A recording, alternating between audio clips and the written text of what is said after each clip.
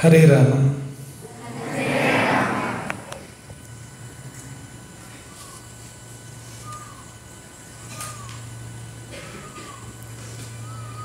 ನವರಾತ್ರಿ ಇಂದಿನಿಂದ ಪ್ರಾರಂಭ ಆಗ್ತಾ ಇದೆ.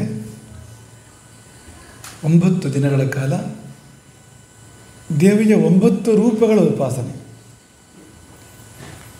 ಯೋಗನಿದ್ರಾ ಇವತ್ತು, ದೇವಜಾತ ನಾಳೆ, ನಾಡಿದ್ದು ಮಹಿಷಾಸುರ ಮರ್ದಿನಿ, ಹಾಗೆ 9 ದುರ್ಗೆಯರ ಉಪಾಸನೆ 9 ದಿನಗಳ ಕಾಲ ನಡೀತಕ್ಕಂಥದ್ದು. ಮೊದಲ ದಿನ, ಇಂದಿನ ದಿನ ಯೋಗನಿದ್ರಾ ದೇವಿಯ ಉಪಾಸನೆ ನಡೀತಕ್ಕಂಥದ್ದು. ಯೋಗನಿದ್ರಾ ದೇವಿಯ ಕಥೆಯನ್ನು ನಮಗೆ ವರಿಷ್ಠಾಚಾರ್ಯರಾದ ಶ್ರೀ ಸತ್ಯನಾರಾಯಣ ಶರಣರು ಈಗಾಗಲೇ ಹೇಳಿದ್ದಾರೆ, ಕೇಳಿದ್ದೀರಲ್ವಾ ನೀವು?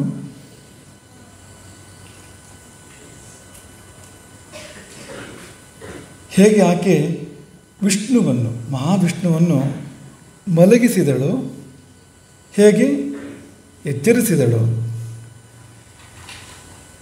ಮಹಾವಿಷ್ಣುವಿನ ವಿಶ್ವಪಾಲಕ ಶಕ್ತಿಯ ನಿದ್ರೆ ಮತ್ತು ಜಾಗರ, ನಿದ್ರೆ ಮತ್ತು ಎಚ್ಚರ, ಇದಕ್ಕೆ ಹೇಗೆ ಆ ದೇವಿ ಕಾರಣಳಾದಳು ಎಂಬುದನ್ನು ನೀವು ಕೇಳಿದಿರಿ.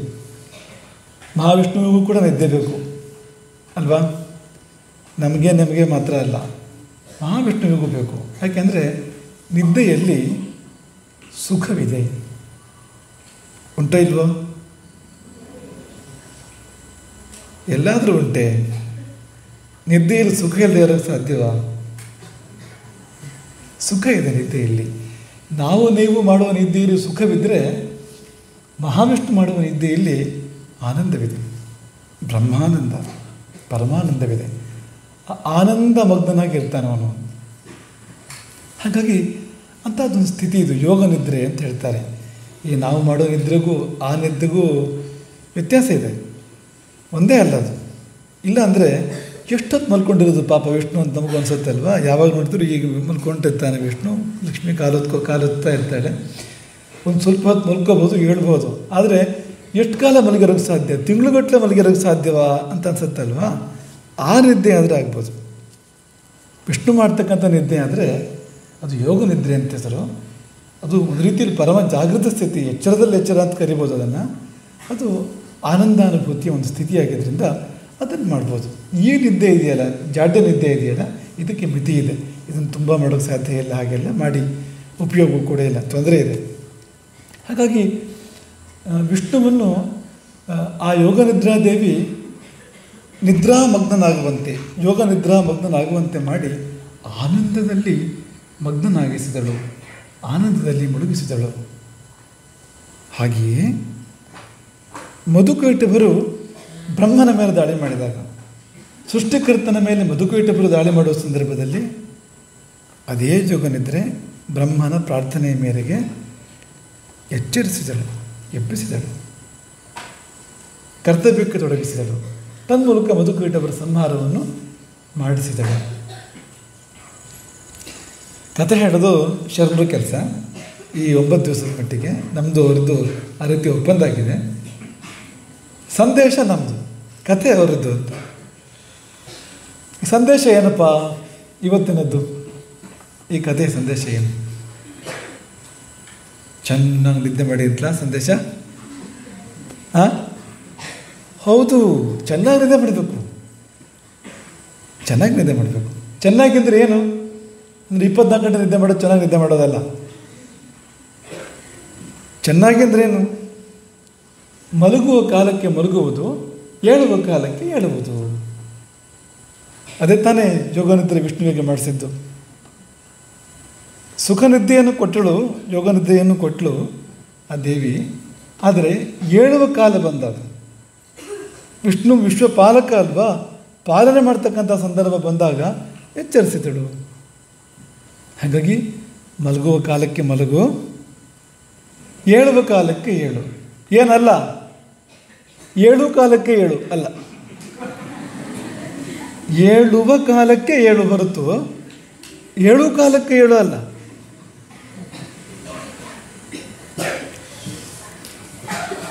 ಈ ಬಗ್ಗೆ ನಿಮಗೆ ದಿನಗಟ್ಟಲೆ ಮಾತನಾಡ್ಬೋದು, ಅಷ್ಟು ವಿಷಯ ಇದೆ ನಿದ್ದೆ ಬಗ್ಗೆ, ಬಹಳ ದೊಡ್ಡ ವಿಷಯ ಅದು. ಆದರೆ ಒಂದು ಸಂದೇಶ ಮಾತ್ರ, ಸಕಾಲಕ್ಕೆ ಮಲಗಬೇಕು, ಸಕಾಲಕ್ಕೆ ಕೇಳಬೇಕು ಅನ್ನೋದು ಮಾತ್ರ ನಾವು ಇವತ್ತು ಸ್ವೀಕಾರ ಮಾಡೋಣ ಅಂತ ಅನ್ಕೋತಾ ಇದ್ದೇವೆ. ಮೊದಲು ಒಂದು ನಮಸ್ಕಾರ ಮಾಡಿಬಿಡೋಣ ದೇವಿಗೆ. ನಿದ್ದೆ, ಆ ನಿದ್ದೆ ಅನ್ನೋದು ಒಂದು ಜಾಡ್ಯ ಅಲ್ಲ, ಅದೊಂದು ಕತ್ತಲೆಯ ತಮಸ್ಸು ಅಲ್ಲ, ಬದಲಿಗೆ ಅದೊಂದು ದೇವತೆ. ಭಾರತೀಯರ ದೃಷ್ಟಿಯಿಂದ ನಿದ್ದೆ ಅಂದರೆ ದೇವತೆ. ಒಂದು ಶ್ಲೋಕ ಹೇಳ್ಕೊಡ್ತೀವಿ, ನೀವೆಲ್ಲ ಹೇಳಬೇಕು ಅದನ್ನೀಗ. ಯಾ ದೇವಿ ಸರ್ವಭೂತೇಷು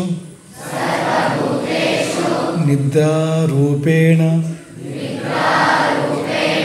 ಸಂಸ್ಥಿತಾ ನಮಸ್ತಸ್ಯೈ ನಮಸ್ತಸ್ಯೈ ನಮಸ್ತಸ್ಯೈ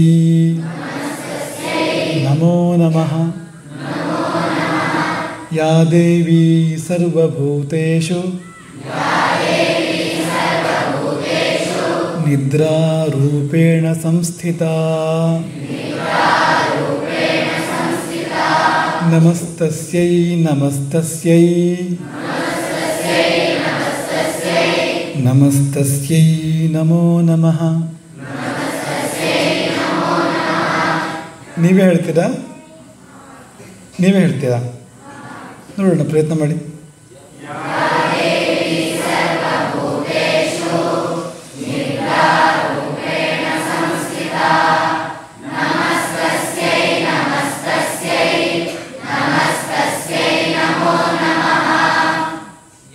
ಪರವಾಗಿಲ್ಲ, ಎರಡೇ ಸಾರಿ ಹೇಳ್ಕೊಟ್ರು ಹೇಳಿದ್ದೀರಲ್ಲ ನೀವು. ಎರಡೇ ಸಾರಿ ಹೇಳ್ಕೊಟ್ಟಿದ್ದು ಎಷ್ಟು ಸುಲಭ ಇದೆ ಅಲ್ವಾ? ಅಥವಾ ಮೊದಲೇ ಬರ್ತಿತ್ತಾ?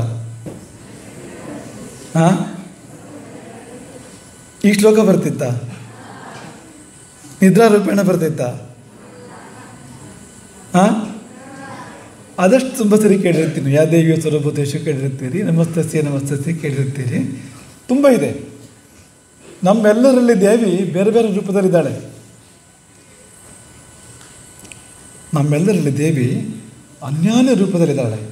ಒಂದು ರೂಪ ಯಾವುದು ಗೊತ್ತಾ? ಇದೆ, ನಿದ್ರೆ. ಹಾಗಾಗಿ ಪ್ರತಿನಿತ್ಯ ರಾತ್ರಿ ಬರೋದು ಯಾರು? ದೇವಿ ಬರೋದು. ನಿದ್ದೆ ಬರೋದು ಏನರ್ಥ? ನಿದ್ದೆ ಬರೋದು ಅಂದರೆ ದೇವಿ ಬರೋದು ಅಂತ. ಹಾಗಾಗಿ ದೇವಿ ಬರೋ ಹೊತ್ತಿಗೆ ನಾವು ಬಾಗಿಲು ಹಾಕ್ಬಾರ್ದು ಅಲ್ವಾ? ದೇವಿ ಬರೋ ಹೊತ್ತಿಗೆ ನೀವು ಆಲೋಚನೆ ಮಾಡಿ, ನಿಮ್ಮ ಮನೆಗೆ ದೇವಿ ಬರ್ತಾಳೆ, ನೀವು ಬಾಗಿಲು ಹಾಕ್ತೀರಾ? ಹಾಗೆ ನಿದ್ರಾದೇವಿ ಬರೋ ಹೊತ್ತಿಗೆ ಬಾಗಿಲು ಹಾಕಿದರೆ ಪಾಪ ಬರುತ್ತೆ, ಅಧರ್ಮ ಅದು ಅಂತ. ಬರೋ ಹೊತ್ತು ಯಾವುದು? ರಾತ್ರಿ 1-2 ಗಂಟೆ. ನಿದ್ರಾದೇವಿ ಬರೋ ಹೊತ್ತು 2 ಗಂಟೆ ಬೇಡ, 1:15, 1 ಗಂಟೆ, 11 ಗಂಟೆ. ಹಾಂ, ಒಂದು ಶ್ಲೋಕದ ತುಂಡು ಹೇಳ್ತೀವಿ, ಅದು ಯಾವಾಗ ಬರೋದು ಅಂತ ಹೇಳುತ್ತೆ. ಮಧ್ಯಮೌ ಯಾಮೌ ಶಯಾನೋ ನಾವಸೀದತಿ. ಮಧ್ಯಮೌ ಯಾಮೌ ಶಯಾನೋ ನಾವಸೀದತಿ. ರಾತ್ರಿಯ ಮಧ್ಯಮ ಯಾಮಗಳಲ್ಲಿ ಯಾರು ಮಲಗ್ತಾನೋ ಅವನು ಹಾಳಾಗೋದಿಲ್ಲ, ಅವನು ಒಳ್ಳೆಯದಾಗ್ತಾನೆ. ಯಾಮದ್ವಯಂ ಶಯಾನಸ್ತು ಬ್ರಹ್ಮಭೂಯಾಯ ಕಲ್ಪತೆ. 2 ಯಾಮ ನಿದ್ದೆ ಮಾಡುವಂಥವನು ಬ್ರಹ್ಮಭೂಯಾಯ ಕಲ್ಪತೆ ಅಂದರೆ ಅವನಿಗೆ ಪರಮಾತ್ಮ ಸಾಕ್ಷಾತ್ಕಾರ ಆಗ್ಬೋದು, ಅವನು ದೇವರೇ ಆಗ್ಬೋದು, ಅವನಿಗೆ ದೇವತ್ವ ಬರ್ಬೋದು. ಯಾವುದು ಮಧ್ಯಮ ಯಾಮ ಅಂತಂದರೆ ಸಾಯಂಕಾಲ ಸೂರ್ಯಾಸ್ತ ಆದಮೇಲೆ ಸೂರ್ಯೋದಯ ಆಗೋವರೆಗೆ 4 ಯಾಮ ಇದೆ ಅಂತ ಬಿಟ್ಟು. ಒಂದು ಇಡೀ ದಿನಕ್ಕೆ 8 ಯಾಮ, ಹಗಲು 4, ರಾತ್ರಿ 4, 8 ಯಾಮಗಳಿರ್ತವೆ ಒಂದು ಇಡೀ ದಿನಕ್ಕೆ. ಒಂದು ಯಾಮಕ್ಕೆ ಎಷ್ಟೊತ್ತು? ಒಂದು ಯಾಮ ಅಂದರೆ ಎಷ್ಟೊತ್ತು? ಹೌದು, ಯಾಕೆ 3 ತಾಸು? ಹೌದು, ಯಾಕೆ ಅಂದರೆ ಒಂದು ದಿನಕ್ಕೆ ಎಷ್ಟು ಗಂಟೆ? ಒಂದು ದಿನಕ್ಕೆ ಎಷ್ಟು ಯಾಮ? 8 3 24 ಅಲ್ವಾ? ಅಲ್ಲಿಗೆ ಒಂದು ಯಾಮಕ್ಕೆ ಎಷ್ಟು ಗಂಟೆ? ಅಂದಾಜು 3 ಗಂಟೆ ಅಂದರೆ 3 ಗಂಟೆ ಅಂತಲ್ಲ. ಸೂರ್ಯೋದಯ ಸೂರ್ಯಾಸ್ತಗಳು ಹೆಚ್ಚು ಕಡಿಮೆ ಆಗ್ತಾ ಇರ್ತವೆ, ಅಥವಾ ಅದು ಸರಿಯಾಗಿ ಆಗ್ತಾ ಇರುತ್ತೆ. ನಾವು ಅಂದ್ಕೊಂಡು ಗಂಟೆ ಇದೆಯಲ್ಲ, ನಮ್ಮ ಗಡಿಯಾರ ಇದೆಯಲ್ಲ, ಅದು ಹೆಚ್ಚು ಕಡಿಮೆ ಆಗ್ತಾ ಇರುತ್ತೆ. ಅಂದರೆ ಹೆಚ್ಚಿಗೆ ಸರಿ. ಯಾಕೆಂದರೆ ಅದಕ್ಕೆ ಸರಿಯಾಗಿ ನಾವಿರಬೇಕು, ನಮಗೆ ಸರಿಯಾಗಿ ಅದಿರೋದಿಲ್ಲ. ಈ ಸೂರ್ಯೋದಯ ಸೂರ್ಯಾಸ್ತಗಳು ಸೃಷ್ಟಿ, ಗಡಿಯಾರ ಗಂಟೆ ಅನ್ನೋದು ಮ್ಯಾನ್ ಮೇಡ್, ಮನುಷ್ಯ ಸೃಷ್ಟಿ. ಅದು ನಮ್ಮೊಳಗಿನ ಅಗ್ರಿಮೆಂಟ್. ಅದು ಇದಕ್ಕಿಂತ ಅದು ಸತ್ಯ, ಇದು ಅದ್ರ ಮುಂದೆ ಮಿಥ್ಯ. ನಮ್ಮ ಗ್ರೀನ್ ವಿಚ್ ಟೈಮು, ನಮ್ಮ ಗಡಿಯಾರಗಳು, ಅದು ಗೂಗಲ್ ಟೈಮ್ ಆಗಲಿ, ರೇಡಿಯೋ ಟೈಮ್ ಆಗಲಿ, ಟಿ ವಿ ಟೈಮ್ ಆಗಲಿ, ಅದೆಲ್ಲ ಮಿಥ್ಯೆ. ಸತ್ಯ ಯಾವುದು? ಸೂರ್ಯಾಸ್ತ ಸೂರ್ಯೋದಯ. ನಮ್ಮ ಭಾರತೀಯರ ಕಾಲಗಣನೆ ಸೂರ್ಯಾಸ್ತ ಸೂರ್ಯೋದಯದ ಮೇಲೆ ಇರ್ತಕ್ಕಂಥದ್ದು. ಹಾಗಾಗಿ ಸೂರ್ಯಾಸ್ತ ತಡವಾದರೆ, ಸೂರ್ಯಾಸ್ತ ತಡವಾಗಿ ಸೂರ್ಯೋದಯ ಬೇಗ ಆದರೆ ರಾತ್ರಿ ಸಮಯವೇ ಕಡಿಮೆ ಆಗ್ತದೆ.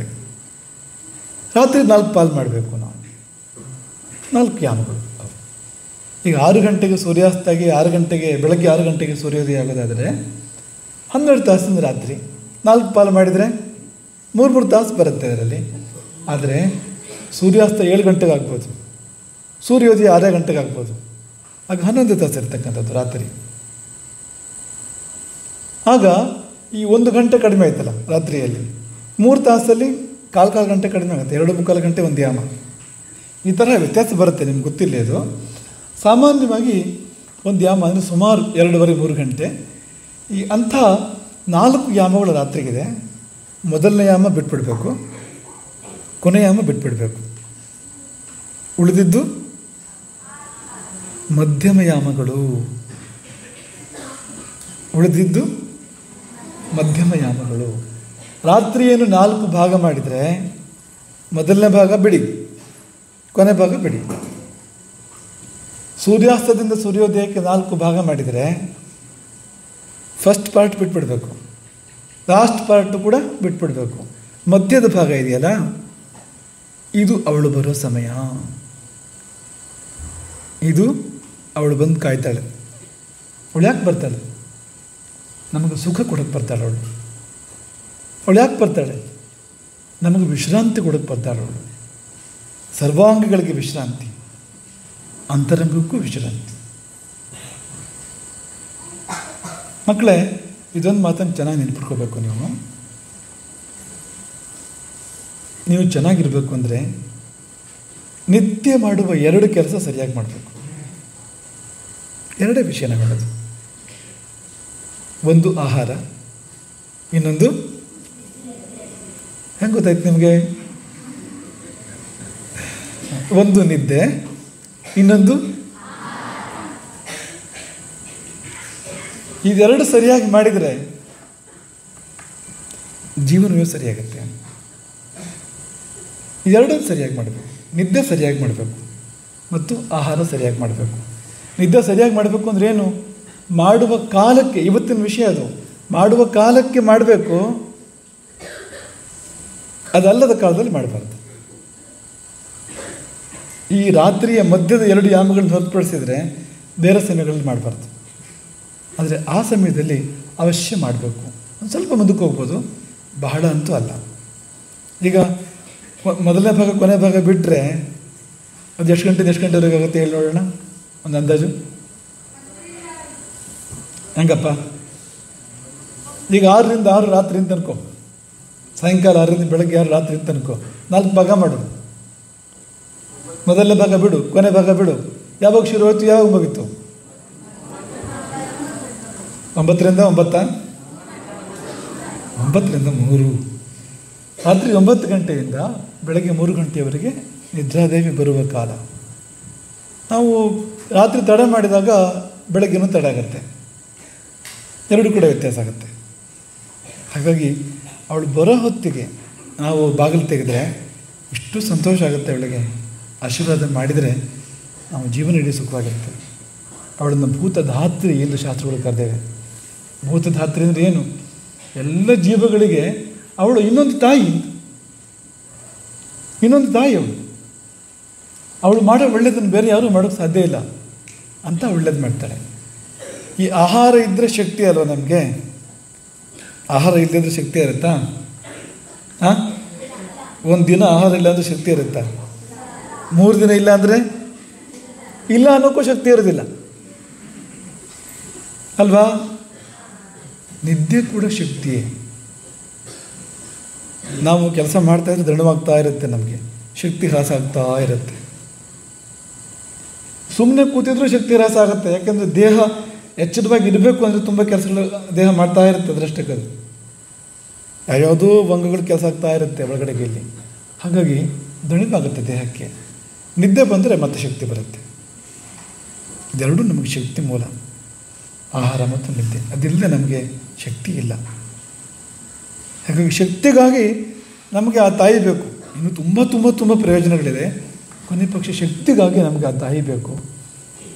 ಹಾಗಾಗಿ ಒಂದು ಯಾಮ ಮುಗಿಯೋ ಹೊತ್ತಿಗೆ, ರಾತ್ರಿಯ ಮೊದಲ ಯಾಮದ ಪೂರ್ವಾರ್ಧದಲ್ಲಿ ಆಹಾರ ಸೇವನೆ ಮಾಡಿ ಆ ಯಾಮ ಮುಗಿಯೋರೊಳಗಡೆ ಮಲಗಬೇಕು ಅಂತ ಲೆಕ್ಕ.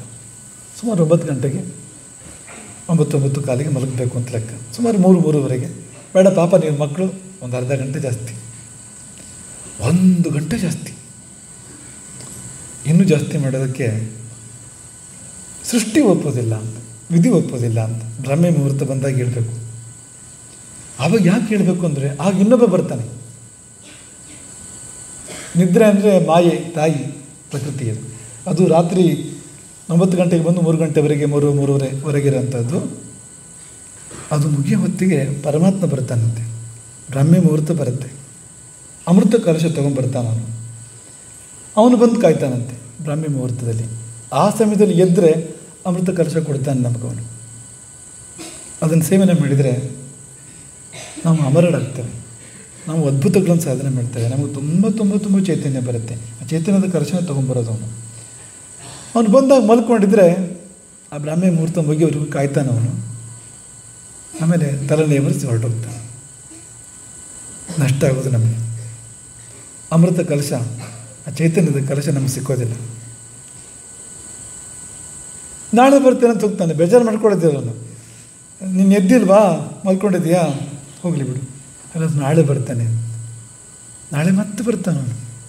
ಮತ್ತೆ ನಾವು ಮಲ್ಕೊಂಡೇ ಇರ್ತೀವಿ. ಅವನು ಕಾದು ಹಾಗೆಯೇ ಮತ್ತೆ ವಾಪಸ್ ಹೋಗ್ತಾನೆ. ಜೀವನ ಇಡೀ ಹೀಗೆ ಮಾಡಿದ ಮೇಲೆ ಒಂದು ದಿನ ಇವನಲ್ಲ ಅವನು ಬರ್ತಾನೆ. ಯಾರು? ಯಮ. ಅವನು ಮಾತ್ರ ಅಮೃತ ಕಲಶ ತೊಗೊಂಡು ಬರೋದಿಲ್ಲ. ಅವನು ಕುಣಿಕೆ ತೊಗೊಂಡು ಬರ್ತಾನೆ, ನೇಣು ತೊಗೊಂಡು ಬರ್ತಾನೆ, ಮೃತ್ಯು ತೊಗೊಂಡ್ಬರ್ತಾನೆ ಅವನು. ಆವತ್ತು ಬೇಜಾರು ಮಾಡ್ಕೊಂಡು ಉಪಯೋಗ ಏನೂ ಇಲ್ಲ. ಈ ನಿತ್ಯ ನಾವೇನಾದರೂ ಅಮೃತ ಕಲಶ ತರೋ ಹೊತ್ತಿಗೆ ಎಚ್ಚೆತ್ತಿದ್ರೆ ನಾವು ಮೃತ್ಯುವನ್ನು ಗೆಲ್ಲಬಹುದು, ಅಮೃತತ್ವವನ್ನು ಸೇರಬಹುದು, ಅಮೃತತ್ವವನ್ನು ಏರಬಹುದು. ಅದು ಮಾಡದೇ ಇದ್ದರೆ ನಮಗೆ ಇವನಿಲ್ಲ, ನಿತ್ಯ ಅಮೃತ ಕಲಶ ತರೋ ಪರಮಾತ್ಮನಿಲ್ಲ, ಮೃತ್ಯು ಅಂತ ಇರ್ತಕ್ಕಂಥ ಯಮನೇ ಗತಿ ಎನ್ನುವ ಹಾಗೆ ಆಗ್ತದೆ. ಹಾಗಾಗಿ ಸಕಾಲದಲ್ಲಿ ನಿದ್ದೆಯನ್ನು ಮಾಡಬೇಕು, ಅಕಾಲದಲ್ಲಿ ಮಾಡಬಾರ್ದು. ಅಕಾಲದಲ್ಲಿ ಅಂದರೆ ಏನು? ಈ ಯಾಮದ್ವಯ ಮಧ್ಯಮ ಯಾಮಗಳನ್ನು ಬಿಟ್ಟು ಬೇರೆ ಸಮಯದಲ್ಲಿ ನಿದ್ದೆ ಮಾಡಬಾರ್ದು. ವಿಶ್ರಾಂತಿ ಮಾಡ್ಬೋದು, ನಿದ್ದೆ ಮಾಡಬಾರ್ದು. ಶವಾಸನ ಮಾಡ್ಬೋದು. ಶವಾಸನದ ಹೆಸರಲ್ಲಿ ನಿದ್ದೆ ಮಾಡೋದಲ್ಲ, ಇದೇ ಒಳ್ಳೆ ಆಸನ ಅಂತ ಶವಾಸನವೇ ಅಂತ ನೀವು ಮಲ್ಕೊಂಡು ನಿದ್ದೆ ಮಾಡಿಬಿಡೋದು ಅಂತ. ಹಾಗಲ್ಲ, ಶವಾಸನ ಬೇರೆ, ನಿದ್ದೆಗಿಂತ ತುಂಬ ಉತ್ಕೃಷ್ಟವಾಗಿರ್ತಕ್ಕಂಥದ್ದು ಅದು. ನಿದ್ದೆ ಮಾಡಬಾರ್ದು. ಹಾಗಾಗಿ ಸಂಧ್ಯಾ ಕಾಲಗಳಲ್ಲಿ ನಿದ್ದೆ ಮಾಡಲೇಬಾರ್ದು. ಹಗಲು ನಿದ್ದೆ ಮಾಡಬಾರದು. ಹಗಲು ನಿದ್ದೆ ಮಾಡಿದರೆ ತುಂಬ ದೋಷಗಳು. ಹಗಲು ನಿದ್ದೆ ಮಾಡಿದರೆ ಅಧರ್ಮ ಅಂತ ಅಲ್ಲಿಂದ ಶುರು ಮಾಡ್ತಾರೆ. ಅದು ಅಧರ್ಮ ಅಂತ ಅಲ್ಲಿಂದ ಶುರು ಮಾಡಿ ತುಂಬ ಸಮಸ್ಯೆಗಳನ್ನ ಹೇಳ್ತಾರೆ. ಹಾಗಾಗಿ ನೋಡಿ, ವಿಕೃತಿರಿಹಿ ದಿವಾಸ್ವಪ್ನ. ದಿವಾಸ್ವಪ್ನ ಅಂದರೆ ಹಗಲು ನಿದ್ದೆ ಮಾಡೋದು ವಿಕಾರ. ತತ್ರ ಸ್ವಪತ, ಆ ಹಗಲು ನಿದ್ದೆ ಮಾಡೋರಿಗೆ ಅಧರ್ಮ. ಸರ್ವದೋಷ ಪ್ರಕೋಪಶ್ಚ, ಎಲ್ಲ ದೋಷಗಳು ಎದ್ದು ನಿಲ್ತವೆ ನಮ್ಮೊಳಗಡೆಗೆ. ನಾನಾ ಥರದ ದೋಷಗಳು, ಎಲ್ಲ ಥರದ ದೋಷಗಳು ಜಾಗೃತಗೊಳ್ತವೆ. ತತ್ ಪ್ರಕೋಪಾಚ್ಯ ಕಾಸ, ಶ್ವಾಸ, ಪ್ರತಿಶ್ಚಾಯ, ಶಿರೋಗೌರವ, ಅಂಗಮರ್ದ, ಅರೋಚಕ, ಜ್ವರ, ಅಗ್ನಿ ದೌರ್ಬಲ್ಯ ಅನುಭವಂತಿ ಅಂತ. ಈ ಪಟ್ಟಿಯಲ್ಲಿ ಇಡೀ ಜೀವನ ಹಾಳು ಮಾಡೋಷ್ಟು ವಿಷಯಗಳಿದ್ದಾವೆ. ಇಡೀ ಜೀವನ ಹಾಳು ಮಾಡೋಷ್ಟು ವಿಷಯಗಳಿದ್ದಾವೆ ಈ ಪಟ್ಟಿಯಲ್ಲಿ. ಹಾಗಾಗಿ ಹೇಳಿದ್ದು, ನಿದ್ದೆ ಒಂದು ಸರಿ ಮಾಡಿದರೆ ಜೀವನನೇ ಸರಿಯಾಗುತ್ತೆ, ಆಹಾರ ಒಂದು ಸರಿ ಮಾಡಿದರೆ ಜೀವನನೇ ಸರಿಯಾಗುತ್ತೆ. ಇದು ಒಂದು ಕೆಟ್ಟರೆ ಎಲ್ಲವೂ ಕೆಡುತ್ತೆ. ಯಾಕೆಂದರೆ ನಿದ್ರಾಯುಕ್ತಂ ಸುಖಂ ದುಃಖಂ, ಚರಕರು ಹೇಳಿದ್ದು, ಚರಕ ಸಂಹಿತೆ. ಸುಖ ದುಃಖಗಳು ನಿದ್ದೆಗೆ ಅಧೀನ, ಪುಷ್ಟಿ ನಿದ್ದೆಗೆ ಅಧೀನ, ಕಾರ್ಶ್ಯಂ ನಾವು ಕೃಷಿ ಆಗೋದು ದಪ್ಪ ಆಗೋದು ನಿದ್ದೆಗೆ ಅಧೀನ, ಬಲಾಬಲಂ ಬಲ ಮತ್ತು ದೌರ್ಬಲ್ಯ ನಿದ್ದೆಗೆ ಅಧೀನ, ವೃಷತ ಕ್ಲೀಬತ ಪೌರುಷವಾಗಲಿ ನಪುಂಸಕತ್ವವಾಗಲಿ ನಿದ್ದೆಗೆ ಸಂಬಂಧಪಟ್ಟಿರ್ತಕ್ಕಂಥದ್ದು. ಜ್ಞಾನಂ ಅಜ್ಞಾನಂ ಜೀವಿತಂ ನಚ ಅಂದರೆ ಮರಣ, ಇವೆಲ್ಲ ನಿದ್ದೆಗೆ ಅಧೀನ. ಹಾಗಾಗಿ ನಾವು ಅದೇನೋ ಅಂತ ಸುಮ್ಮನೆ ನಿದ್ದೆಯನ್ನು ನಾವು ಅವಗಣನೆ ಮಾಡಬಾರ್ದು. ದೇವಿ ಅಂತ ನಾವು ಆಕೆಯನ್ನು ಸ್ವೀಕಾರ ಮಾಡಬೇಕು. ಬಂದಾಗ ಬಾಗಿಲು ತೆಗಿಬೇಕು. ಇರುವಷ್ಟು ಬಂದಾಗ ಬಾಗಿಲು ತೆಗೆದುಬಿಟ್ರೆ ಯಾವಾಗ ಹೋಗಬೇಕು ಅಂತ ಅವಳಿಗೆ ಗೊತ್ತು, ಮುಗಿಸ್ಕೊಂಡು ಹೋಗ್ತಾಳು ಆ ಸಮಯದಲ್ಲಿ ಅಂತ. ಅವಳು ಬಂದಾಗ ಬಾಗಿಲು ತೆಗೆದೇ ಇದ್ದರೆ, ನಿದ್ದೆ ಮಾಡೋ ಸಮಯಕ್ಕೆ ಮಾಡದೇ ಇದ್ದರೆ ಯಾವುದಾದ್ರು ಹೊತ್ತಲ್ಲಿ ಬರ್ತಾಳೆ ಅವಳು, ಅವೇಳಿದ್ದು ಬರ್ತಾಳೆ, ಆ ಸಮಯದಲ್ಲಿ ಬರ್ತಾಳೆ. ಅವಳು ಆಗ ಬರೋದು ಶಾಪ ಕೊಡೋದಕ್ಕೆ, ಒಳ್ಳೇದು ಮಾಡೋಕ್ಕೆ ಬರೋದಲ್ಲ, ಕೇಳಿ ಮಾಡ್ತಾಳೆ. ಆಗ ಬಂದು ಸರಿಯಾದ ಸಮಯಕ್ಕೆ ಬಂದರೆ ತುಂಬ ತುಂಬ ತುಂಬ ಕ್ಷೇಮವನ್ನು ಮಾಡ್ತಾಳೆ. ಯಥಾಕಾಲೇ ಸೇವಿತ ನಿದ್ರಾಗುಣ ಧಾತು ಸಾಮ್ಯತ್ವಂ ಅತಂತ್ರಿತತ್ವಂ ಪುಷ್ಟಿ ವರ್ಣ ಬಲ ಉತ್ಸಾಹ ಅಗ್ನಿದೀಪ್ತಿಕಾರಿತ್ವಂ. ಇದು ವಿವರಿಸಿದರೆ ಬೆಳಗಾಗ್ಬಿಡುತ್ತೆ, ಅಷ್ಟು ವಿಷಯ ಇದೆ ಇದರಲ್ಲಿ. ಒಂದೇ ಶಬ್ದ ಧಾತು ಸಾಮ್ಯಂ ಅಂತ ಹೇಳಿದ್ರಲ್ಲ, ಧಾತು ಸಾಮ್ಯಂ ಅಂದರೆ ಯಾವ ರೋಗವೂ ಇಲ್ಲದೆ ಇರೋಂಥದ್ದು. ಧಾತು ವೈಷಮ್ಯವೇ ರೋಗ, ಧಾತು ಸಾಮ್ಯವೇ ಆರೋಗ್ಯ. ನಮ್ಮಲ್ಲಿ 3 ಧಾತುಗಳಿದ್ದಾವೆ, ವಾತ ಪಿತ್ತ ಕಫ ಎಂಬುದಾಗಿ. ಈ 3ರಲ್ಲಿ ಹೊಂದಾಣಿಕೆ ಬಂದರೆ ಸಾಮ್ಯ ಅಂತ ಹೆಸರದಕ್ಕೆ, ಅದು ಆರೋಗ್ಯ. ಹೊಂದಾಣಿಕೆ ಬರದ ವೈಷಮ್ಯ ಬಂತು ಅಂದರೆ ಅದೇ ಕಾಯಿಲೆ. ಹಾಗಾಗಿ ಸಂಪೂರ್ಣ ಆರೋಗ್ಯ ಸಕಾಲಕ್ಕೆ ನಿದ್ದೆ ಮಾಡಿದಾಗ, ಅಕಾಲದಲ್ಲಿ ಮಾಡಿದಾಗ ಎಲ್ಲ ವ್ಯತ್ಯಾಸ, ಎಲ್ಲ ಅಸ್ತವ್ಯಸ್ತ ಆಗ್ತದೆ. ಹಾಗಾಗಿ ನಾವು ಅಲ್ಲಿ ಈ ಯೋಗ ನಿದ್ರೆ ವಿಷಯದಲ್ಲಿ ಆಗೋ ಹಾಗೆ ಭಗವಂತ ಮಹಾವಿಷ್ಣು ನಿದ್ದೆ ಮಾಡಿದ್ದ, ಯೋಗ ನಿದ್ರೆಯನ್ನು ಸ್ವೀಕಾರ ಮಾಡಿದ್ದ. ಆದರೆ ಮಧುಕೈಟಭರು ಬಂದಾಗ, ಕರ್ತವ್ಯ ಬಂದಾಗ ಎಚ್ಚೆತ್ತಿದ್ದ. ಕರ್ತವ್ಯ ಬ್ರಾಹ್ಮಿ ಮುಹೂರ್ತದಲ್ಲಿದೆ, ಕರ್ತವ್ಯ ದಿನ ಇಡೀ ಇದೆ, ಸಂಧ್ಯಾಕಾಲಗಳಲ್ಲಿ ಕರ್ತವ್ಯ ಇದೆ. ರಾತ್ರಿ ಕಾಲದಲ್ಲಿ ಅದು ನಿದ್ದೆಗೆ ಇರ್ತಕ್ಕಂಥದ್ದು, ತಾನಾಗಿ ನಮಗೆ ನಿದ್ದೆ ಎಳೆಯುವಂಥ ಕಾಲ ಅದು. ಹಗಲು ಬೆಳಕು ಇರ್ತದಲ್ಲ, ಆ ಬೆಳಕು ಯಾವುದಕ್ಕೆ ಬೆಳಕಿದೆ? ಅದು ಕೆಲಸ ಮಾಡೋದಕ್ಕೋಸ್ಕರವಾಗಿ ಅಂತ. ಅಷ್ಟು ಬೆಳಕಿದೆಯಲ್ಲ, ಕಣ್ಣು ಬಿಡು ಅಂತ ಹೇಳ್ತಾ ಇರ್ತದೆ ಅದು. ನಾವು ರೂಮಿನ ಬಾಗಿಲಾಕಿ ಕಿಟಕಿ ಹಾಕಿ ಕಣ್ಣು ಮುಚ್ಚಿ ಮೇಲೆ ರಗ್ಗು ಹೊದ್ದು ಇಷ್ಟೆಲ್ಲ ಮಾಡ್ಕೋಬೇಕು.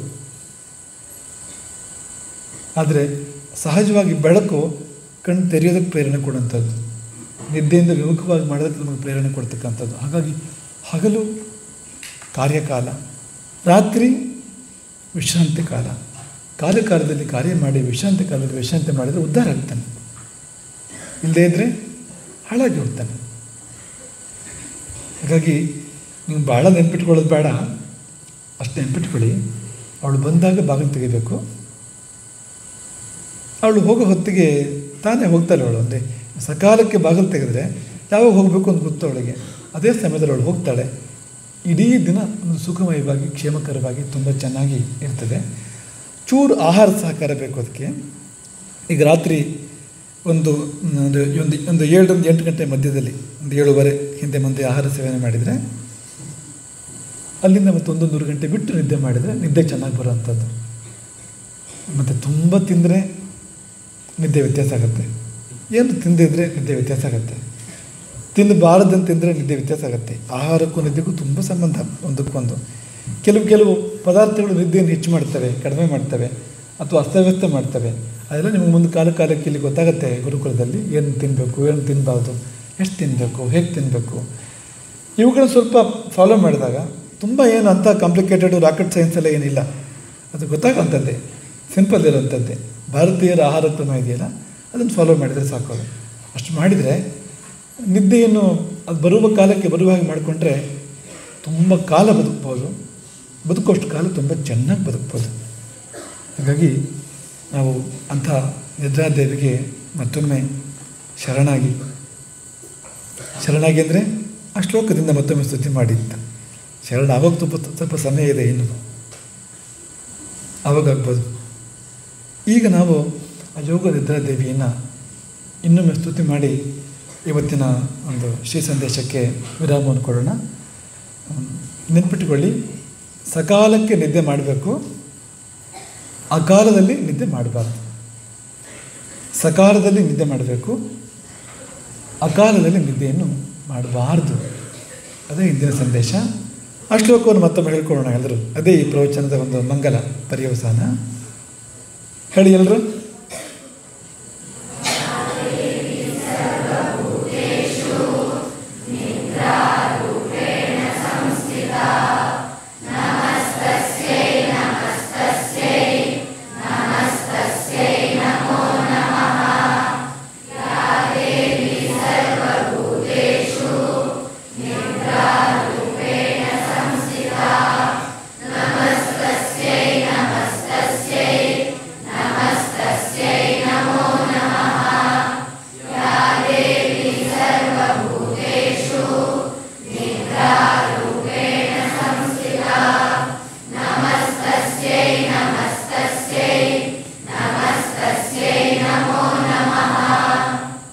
ಹರೇ ರಾಮ.